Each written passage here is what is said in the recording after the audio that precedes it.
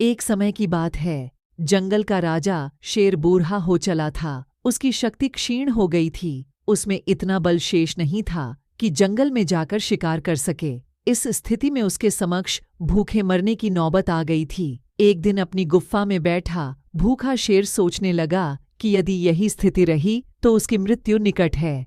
उसे कोई न कोई उपाय सोचना होगा ताकि बैठे बिठाए ही भोजन की व्यवस्था हो जाए।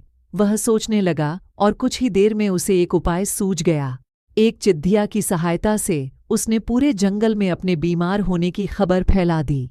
जंगल के राजा शेर के बीमार होने की खबर सुनकर जंगल के जानवर उसका हालचाल पूछने उसके पास पहुंचने लगे। शेर इसी ताक में था।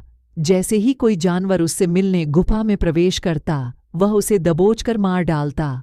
हर दिन कोई न कोई जानवर उसे देखने आता रहता और शेर को गुफ्फा में ही शिकार हाथ लग जाता। उसके दिन बड़े आराम से गुजरने लगे। अब उसे भोजन के लिए जंगल में भटकने की आवश्यकता नहीं रह गई थी। बिना मेहनत के उसे अपनी ही गुफ्फा में भरपेट भोजन मिलने लगा था। कुछ ही दिनों में वह अच्छा मोटा हो गया। एक सुबह एक लोमड्डी उसे देखने आई। लोमड्डी चालाक थी। वह गुफ्फा के अंदर नहीं गई बल्कि गुफ्फा के बाहर खड्डी हो गई। वहीं से उसने शेर से पूछा, वनराज, आपकी तबीयत कैसी है? क्या अब आप अच्छा महसूस कर रहे हैं? तभी शेर बोलता है, अंदर तो आओ। मैं बीमार बूढ़ा शेर बाहर तक तुमसे मिलने नहीं आ सकता। मेरी दृष्टि भी कमजोर है।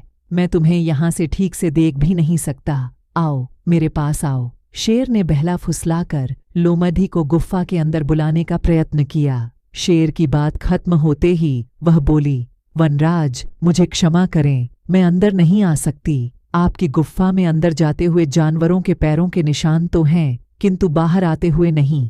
इसका मतलब मैं समझ गई हूँ। फिर भी सब कुछ जानते हुए भी यदि मैं अंदर आ गई तो उस जानवरों की तरह मारी जाऊंगी जिनके पैरों के ये निशान हैं। इसलिए मैं जा रही हूँ। लोमड्डी ने जंगल में जाकर बूढ़े शेर की करतूत सभी जानवरों को बता दी। उसके बाद कोई भी जानवर शेर से मिलने नहीं गया। इस तरह अपनी बुद्धिमानी से लोमड्डी ने न सिर्फ अपनी जान बचाई बल्कि जंगल के अन्य जानवरों को भी शेर के हाथों मरने से बचा लिया।